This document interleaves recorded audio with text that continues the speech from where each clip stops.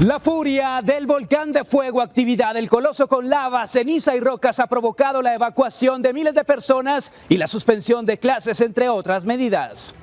Audio comprometedor. Queda grabada la llamada del doctor Maluf con su personal médico, en la que supuestamente planearon ocultar el cuerpo de Florida al Marroque.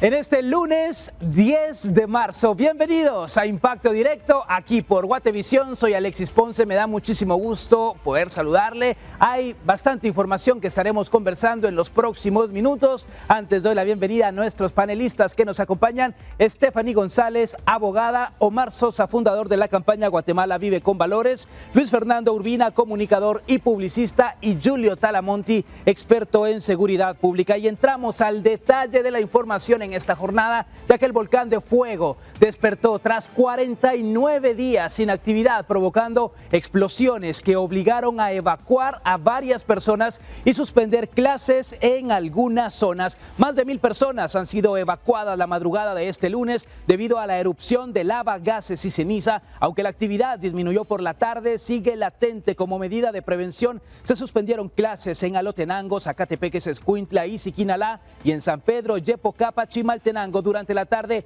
más familias y personas que no evacuaron en la madrugada lo hicieron por precaución. Hasta ahora, 86 familias han buscado refugio en el albergue habilitado en Yepocapa, con un total de 334 personas albergadas. Actualmente continúan emitiéndose columnas de gases y ceniza que se dispersan hasta los 100 kilómetros al noroeste y suroeste. También persisten explosiones débiles y fuertes, aunque intermitentes, mientras la ceniza permanece suspendida sobre los flancos oeste y suroeste.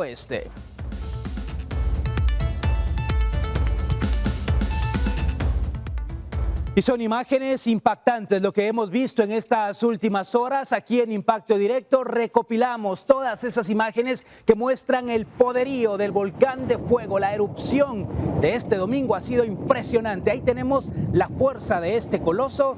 Vea qué impactantes imágenes.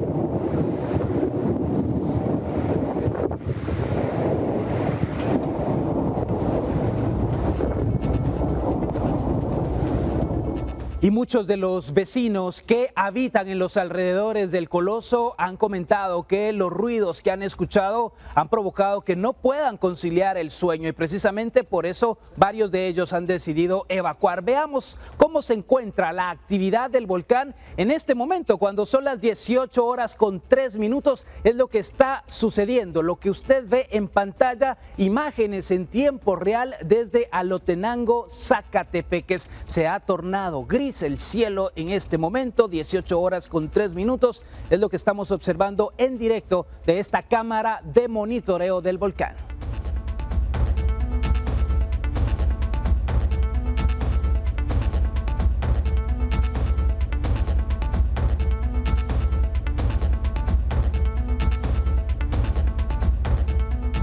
Y el boletín elaborado por el Instituto Nacional de Sismología, Vulcanología, Meteorología e Hidrología, INSIVUME, ha informado que la calidad del aire a raíz de la erupción del volcán de fuego representa un leve riesgo para la salud humana, aunque en algunas horas ha alcanzado niveles peligrosos. El INSIVUME explicó que el riesgo es principalmente para los grupos vulnerables, como los menores, adultos de la tercera edad y personas con enfermedades respiratorias, renales o cáncer. La institución explicó que la ceniza volcánica puede dispersarse hasta 100 kilómetros en dirección suroeste y noroeste, lo que podría incrementar las concentraciones de contaminación. La Dirección de Administración de Vulnerabilidades y Emergencias, AVE, de la Municipalidad de Guatemala emitió recomendaciones por la caída de ceniza. Estos son los datos que no debemos dejar pasar por alto. Recomendaciones importantes: usar cubrebocas o pañuelos húmedos para proteger las vías respiratorias, utilizar protección ocular ante la exposición a la ceniza.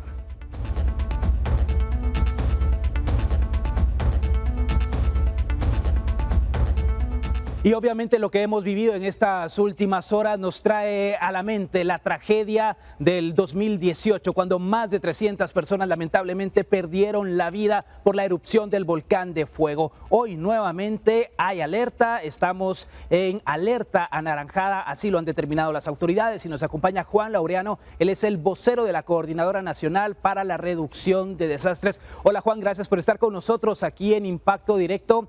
¿Cómo va el proceso de evacuación de las personas que habitan en los alrededores del volcán? ¿Qué tal, Alexis? Es un gusto saludarte, también a la audiencia de Impacto Directo de Noticiero Guatevisión. Es un enorme gusto saludarles y también gracias por este espacio que le conceden a la Coordinadora Nacional para la Reducción de Desastres CONRED para informar acerca de las acciones que como sistema estamos llevando a cabo a partir justamente de la erupción del volcán de fuego. En materia de evacuaciones, se realizó justamente 2 evacuaciones en 2 comunidades en jurisdicción del municipio de San Juan Alotenango, en el departamento de Zacatepec. Esto ocurrió durante la madrugada de este lunes 10 de marzo. En El Porvenir se realizó la mayoría de evacuaciones y también en la comunidad de Las Lajitas. Estas 2 comunidades pertenecen a San Juan Alotenango. En total, hasta esta hora, siendo las 18:06, podemos confirmar que son alrededor de 334 personas las que se encuentran en el albergue municipal que se habilitó justamente en el Salón Municipal del municipio de San Juan Alotenango. A estas personas pues se les está brindando alimentación, kit de limpieza e higiene, frazadas, también colchonetas, a modo que puedan resguardarse de buena manera esta noche, mientras el monitoreo por parte de CONRED juntamente con el INSIBUME continúa para determinar cómo evoluciona también la actividad del volcán de fuego. Claro, Juan, pero el número de personas que han llegado a los albergues es todavía relativamente bajo, tomando en consideración la cantidad de habitantes que hay en los alrededores de este volcán. ¿Ustedes tienen el dato de cuántas personas habitan en esas comunidades? Sí, son miles de personas seguramente, Alexis. De hecho, durante la madrugada se hablaba como un primer informe que fueron alrededor casi de 900 personas que evacuaron justamente de la comunidad del Porvenir principalmente. Ya con el pasar de las horas se corrobora la información, se trasladan ya datos oficiales y justamente al albergue de San Juan Alotenango llegan hasta esta hora, en horas de la tarde, 334 personas, ¿verdad? En estas comunidades se realizaron justamente las evacuaciones, porque fue justamente ahí donde se generó el impacto de la caída de cenizas a partir de la expulsión del flujo piroclástico, ¿verdad? Entonces ahí es en donde se procede. Obviamente, si este material hubiese alcanzado más comunidades, la cifra de albergados pues sería más alta. Tenemos preguntas de nuestros panelistas, Omar. Buenas tardes, bienvenido Juan. Yo tengo una duda, derivado de esas campañas de sensibilización que me imagino que la CONRED hace, ¿qué tan identificada está la población en cuanto a esas 4 alertas que se emiten? Es decir, la verde, la amarilla, la naranja, que es en la que estamos, pero sobre todo la roja, ¿verdad? Que es la más delicada de todas. Todo ello justamente se generaliza a partir justamente de las capacitaciones que reciben nuestras coordinadoras municipales y departamentales, quienes son la voz de información hacia el pueblo, hacia las comunidades, ¿verdad? Alexis decía al inicio de esta intervención de que hay un antecedente que nos abraza y que nos hace recordar que, por ejemplo, en 2018 hubo una tragedia a partir de la erupción del volcán de fuego. Todo ello también nos ha llevado a un aprendizaje bastante fuerte y sobre todo también a fortalecer la cultura de prevención.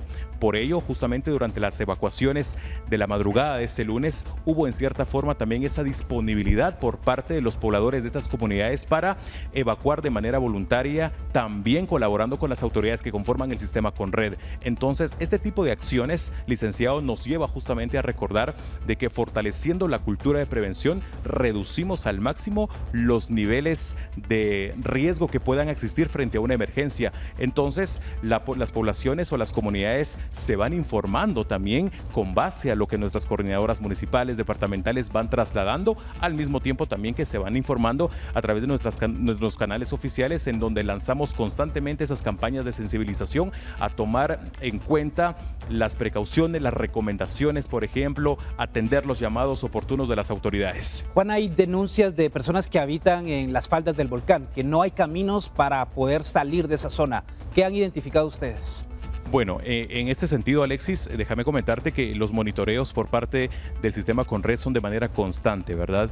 Cuando existe justamente eso que tú mencionas de accesos o de no existir accesos, se lanzan las recomendaciones oportunas. De hecho, en 2018 se realizaron justamente ese tipo de trabajos, ¿verdad? A modo que, teniendo todo este antecedente, nos permita hoy por hoy tomar esas acciones de prevención. Algunas familias, por ejemplo, han regresado a estas comunidades que se vieron afectadas, por ejemplo, en 2018. Ahí la competencia de la Coordinadora Nacional para la Reducción de Desastres es reforzar justamente esa cultura de prevención, diciéndole que eviten justamente estar en esos lugares, pero a la coordinadora no le compete obligar a la gente a salirse de esas comunidades. Mencionabas al inicio de la entrevista que ya están llevando ciertos recursos para todas las personas afectadas. ¿Hay alguna posibilidad que varios guatemaltecos puedan llevar más recursos a ciertos lugares para seguir apoyando? Sí, recordemos que el sistema Conred lo integramos todos, bomberos, Policía Nacional Civil, sociedad civil. Entonces, ayudar al prójimo en emergencias como estas también es muy bueno, ¿no? Entonces, por lo tanto, el Salón Municipal de Alotenango tiene las puertas abiertas para la población que desee llegar al lugar para donar alimentación, kits de limpieza e higiene, frazadas para estas familias que seguramente también pasarán la noche en ese lugar. Gracias, licenciado Laureano. Con una consulta. La Ley Marco del Sistema Nacional de Seguridad nos pone como cuarto pilar precisamente la prevención de riesgos y desastres. El sistema que Seconred, ustedes como Secretaría coordinan. Difícil, ¿no?, de prever qué es lo que pueda pasar, porque no podemos prever, por ejemplo, cuestiones como un terremoto. Pero en este caso, en el tema específico del volcán de fuego, ¿hacia dónde va la, no sé si llamarle la predicción, el estudio, lo que ustedes han hecho? ¿Va a quedar allí? ¿Podría llegar a pasar algo más grave todavía? ¿Esto es posible determinarlo? Recordemos de que las emergencias, pues como usted decía, licenciado Talamonte, no avisan, llegan en el momento menos inesperado, ¿verdad? Nosotros nos guiamos con base a los boletines vulcanológicos que saca el INSIBUME, que es el ente científico que le da justamente la inspección a la actividad volcánica.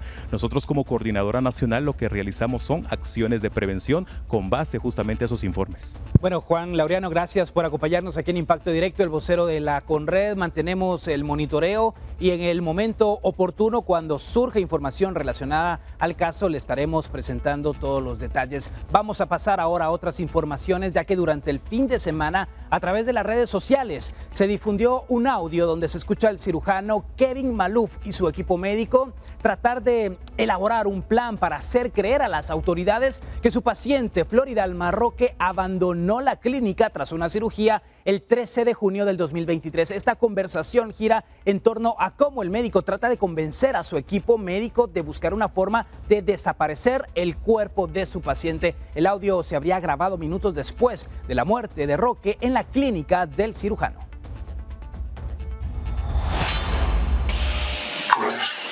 ¿Qué dice?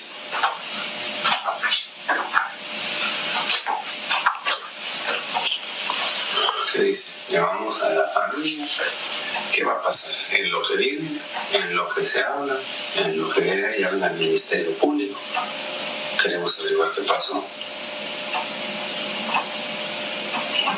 A esta gente no le va a importar un pinche video, porque en el video ya se ve que es un problema, que estamos haciendo una llamada por un problema. Por mucho no lo van a entender, no es lo mismo el video de la paciente que está diciendo que estoy bien. Eso es lo que le digo, que lo entendemos por usted, los problemas que nos vienen a los 4 veces, ¿sí?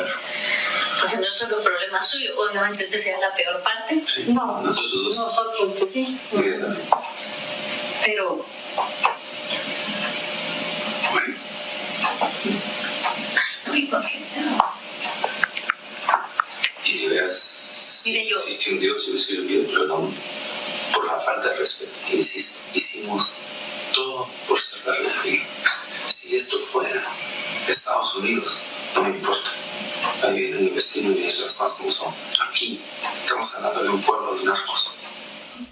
Y la Corte de Constitucionalidad anuló los beneficios judiciales que el médico Kevin Maluf recibió recientemente al aceptar cargos por homicidio culposo y recibir la condena mínima de prisión. De esa cuenta, según lo resuelto por la CC, Maluf ya no podrá hacer valer esos beneficios y salir de prisión. La Corte de Constitucionalidad conoció un amparo presentado por el Ministerio Público, quien cuestionó el cambio de delito a favor de Maluf. El cirujano fue sentenciado por homicidio culposo por el juez cuarto penal Pedro Lainez. El juez Pedro Lainez modificó los delitos a Kevin Maluf, Lidia Silva y Susana Rojas el 5 de septiembre del 2024. Ante la resolución del juez, los sindicados solicitaron someterse al procedimiento especial de aceptación de cargos. Sin embargo, ahora deberán enfrentar un juicio Kevin Maluf y Lidia Silva por homicidio y Susana Rojas por homicidio en grado de complicidad.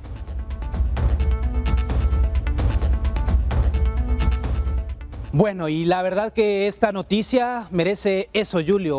Un aplauso. Merece un aplauso. Pocas veces, mi apreciado licenciado, y pocas veces usted que nos está viendo, Alexis Ponce, ¿cuántas veces yo le puedo aplaudir a alguien? Muy pocas. Hoy sí lo hago la Corte de Constitucionalidad. Dos razones básicas fundamentales. Supongamos, quitemos ahorita el delito, aunque ya lo voy a explicar.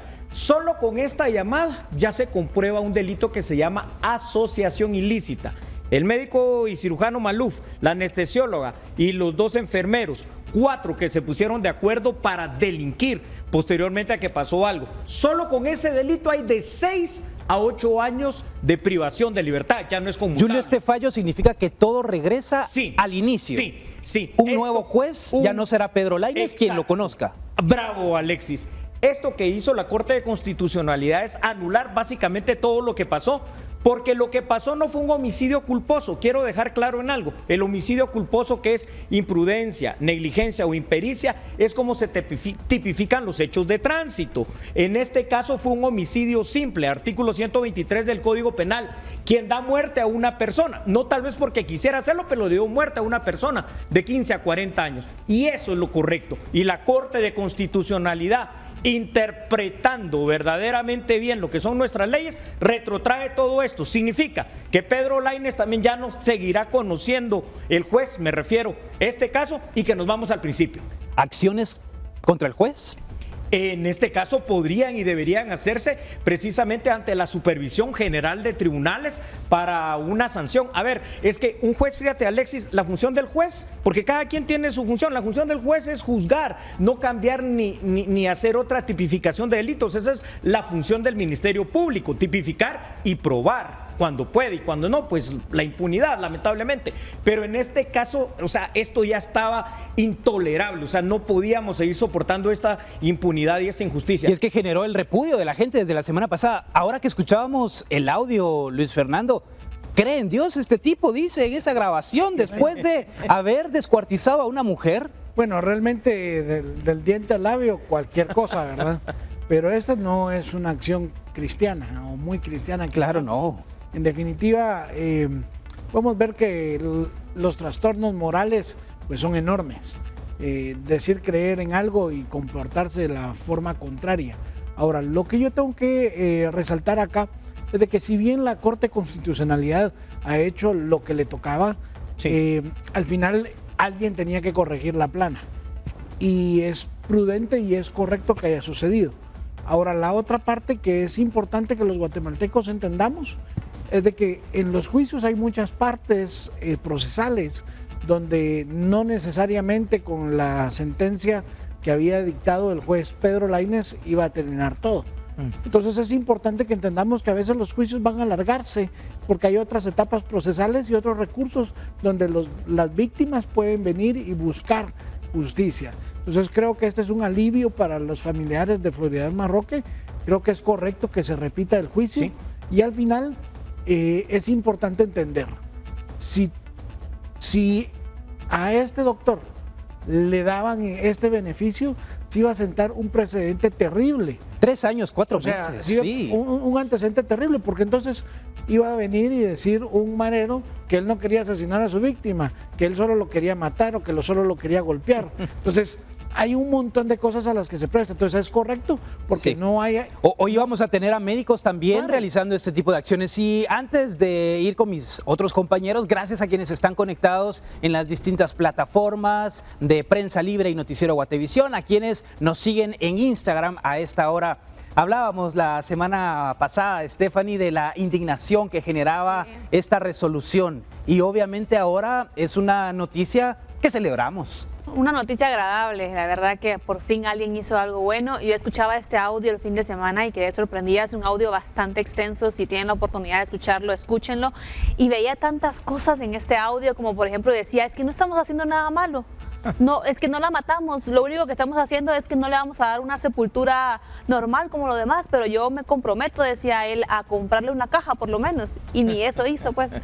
Y trataba de seguir hablando y hablaba de una con tanta normalidad, también hablaba de un caso anterior que tuvo, o sea, él ya tiene experiencia en estas cosas y lo ve con tanta normalidad, también hablaba como de corrupción, de muchas cosas, así que si tienen la oportunidad de escucharlo, escúchenlo y dense cuenta de la persona que es este corrupto. Omar, ese audio, esas declaraciones, cuando hemos conversado de la importancia de ese código deontológico de las profesiones, acá ninguno, ni el médico, ni el titular, ni la cabeza, ni su equipo lo pusieron en práctica. Sí, totalmente de acuerdo y es lamentable porque, ¿sabes qué, estimado Alexis, estimados panelistas?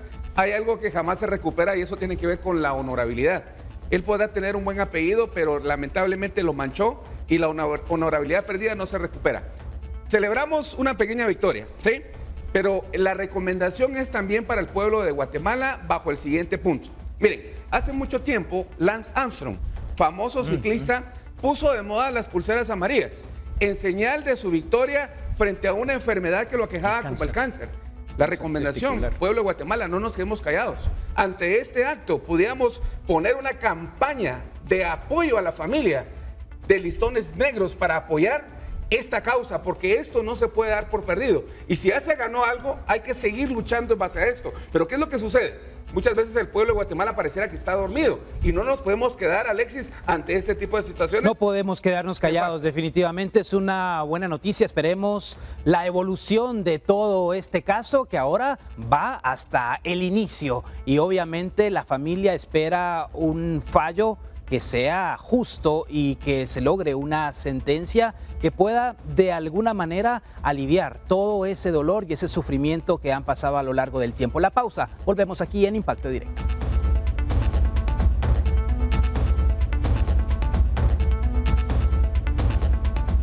Sin saber hablar el idioma y sin saber leer ni escribir. Muchas veces no tienen el servicio de interpretación cuando son aprendices. Entre una mujer maya no hablante español totalmente, no escribe, y una mujer mestiza maya hablante español, es una cuestión que la expone mucho más y la vulnera. Procesos sin derechos, cuando la justicia no habla tu idioma.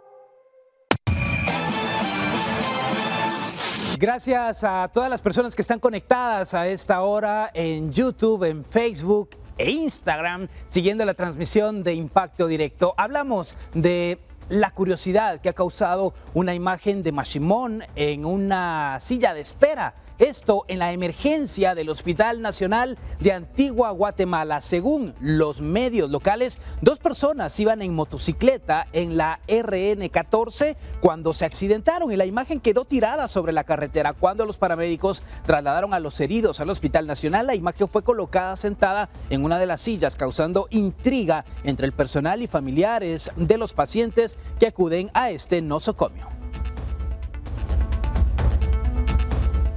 Imagen curiosa definitivamente que se ha viralizado en estas últimas horas, Stephanie. Pues sí, mira, lo curioso aquí también es cómo lo dejaron ahí y si lo van a, si lo dejaron por bastante tiempo o por qué. Tal vez tiene un fin por ahí que no sabemos, la verdad yo no creo mucho en esas cosas, pero bueno. Y vamos, o posiblemente veamos veneraciones ahí en el hospital, claro. ¿Es posible eso? Bueno, no se sabe si fue un agradecimiento o fue una señal de protesta, no lo sabemos, ¿verdad? Al final cada quien dentro de ese libre albedrío es capaz de tomar una decisión y creer en lo que él quiera creer, ¿verdad? Claro, y es que es una imagen particular que ha despertado muchos comentarios a favor y en contra. Lo hemos hablado en otras veces respecto al sincretismo religioso guatemalteco y cómo este impacta en la idiosincrasia y las creencias guatemaltecas. Entonces creo que es importante hasta cierto punto el respeto por las creencias de otros y realmente es una imagen curiosa, ¿verdad? De encontrarte un mashimón sentado en la sala de espera de un hospital no es algo que puedas ver todos los días, ¿verdad? Sí, pero este mashimón hay que decirle que no puede echarse fumar, los tragos. echarse los fumar. Eso vamos. Y qué bueno que tocas eso, Alexis, porque vamos a un poquito. Bueno, y Mashimón. Mashimón debe su nombre a Mam, que es un dios precisamente del inframundo de los mayas, y como es sincretismo, bien lo decían los colegas, a Simón, un santo cristiano, un santo católico. Mashimón, más conocido como San Simón o el Rilajman, y el que está aquí cerquita, digamos, de donde se encontró en la antigua Guatemala, es que el que está en San Andrés, Itzapa, Chimaltenango, es el que es más venerado realmente, porque supuestamente concede las cuestiones malas y obscuras, y la ofrenda principal que se le da es un octavito de esos del cachito del venado. ¿Cuáles son esos? No sé. Bueno, hablemos ahora de lo siguiente, y este lunes 10 de marzo, las organizaciones Heavenly Culture World Peace, Restoration of Light realizaron un homenaje a las familias de las víctimas y sobrevivientes del accidente de bus extraurbano que hace un mes cayó al fondo del barranco en la calzada La Paz, dejando 54 muertos.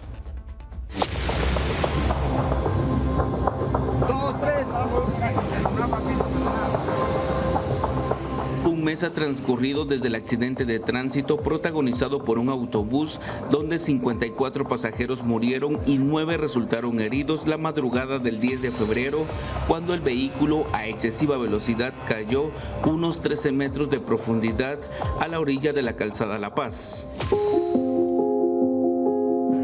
Con flores, corazones y las fotografías de las víctimas se realizó la conmemoración en memoria de ellos.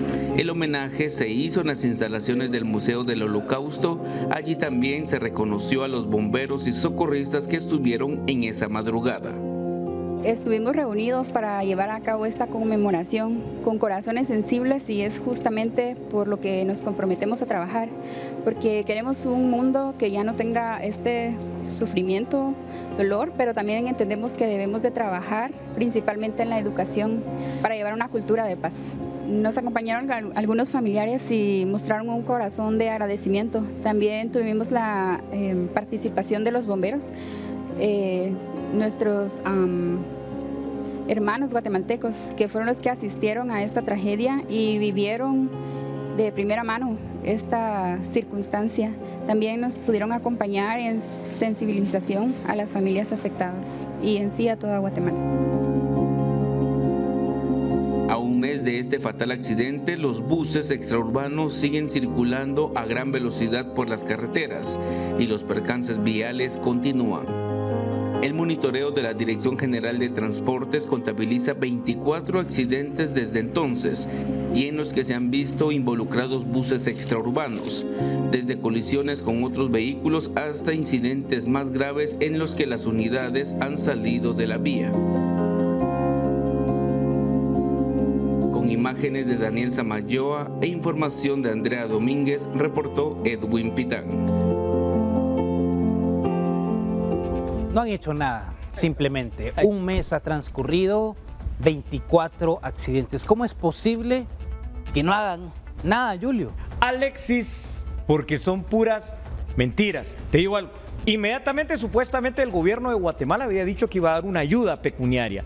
La semana pasada el ministro del Mides, que ya ni me acuerdo cómo se llama, porque al final ni Abelardo Pinto. Abelardo Pinto, porque no hacen nada bueno, dijo que eso estaba en stand-by. Hoy, cambiando un poquito esta situación y a un mes de esta tragedia, dice el presidente Bernardo Arévalo en la conferencia de prensa que sí se reitera lo que dijo, que se va a dar ayuda. Ahora, ¿cuándo, cómo y de qué manera? Dice que van a ver todavía y analizar las posibilidades. Te digo la realidad, esperen sentados lamentablemente los familiares de estas víctimas y qué bueno por esta organización que les ayudó, aunque sea con este homenaje y esto, porque así es el gobierno de Guatemala en todos los gobiernos. Las acciones en carreteras, porque seguimos escuchando excusas y más excusas de que una institución no puede actuar porque la ley no se lo permite, que la otra no puede por esto y lo otro, y al final Seguimos lamentando víctimas. Bueno, es algo bien importante que la población sí debe entender.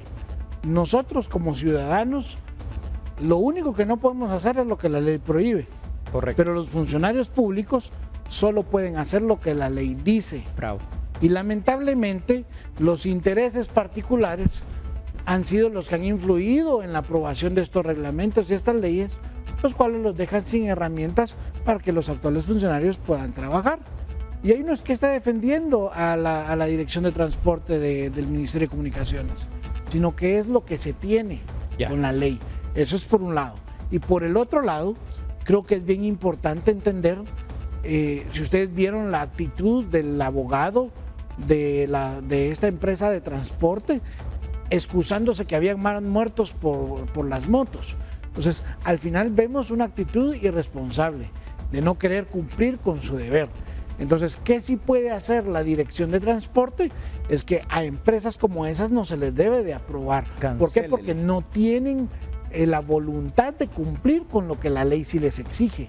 Entonces, es bien importante que podamos ver el espíritu y la acción de las personas, de las empresas, porque eso te va a decir en realidad cuál es su fin: ganar sin hacerse responsable de nada, y a pesar que han recibido subsidios, a pesar que durante mucho tiempo se han visto beneficiados del dinero de los impuestos. Siguen ofreciendo un mal servicio y acá, Stephanie, el poder homenajear a las víctimas. Un mes rápido ha pasado el tiempo, pero el que se hagan homenajes, si bien a la familia los puede llenar de alguna manera espiritualmente, nada les va a traer a sus seres queridos acá. Así, tal vez como tú decías, sería algo espiritual, pero obviamente nada de lo que pase puede devolverle la vida a nuestro ser querido, que definitivamente para ellos fue un daño terrible.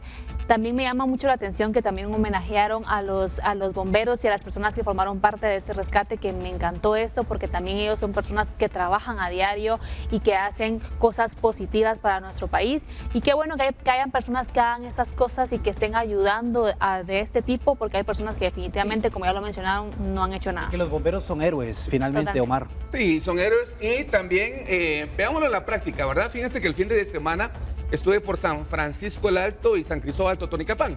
¿Cuántas unidades, compañeros, creen que yo me topé precisamente de Covial? Y buses que venían a una velocidad excesiva. Quiere decir de que prácticamente ni en la teoría ni en la práctica estamos haciendo absolutamente nada. Bueno, gracias Omar, gracias Stephanie, Luis Fernando, Julio, a usted por acompañarnos aquí en Impacto Directo. Llegamos al final. Soy Alexis Ponce, le deseo la mejor de las noches. Nos vemos mañana a las 6 de la tarde.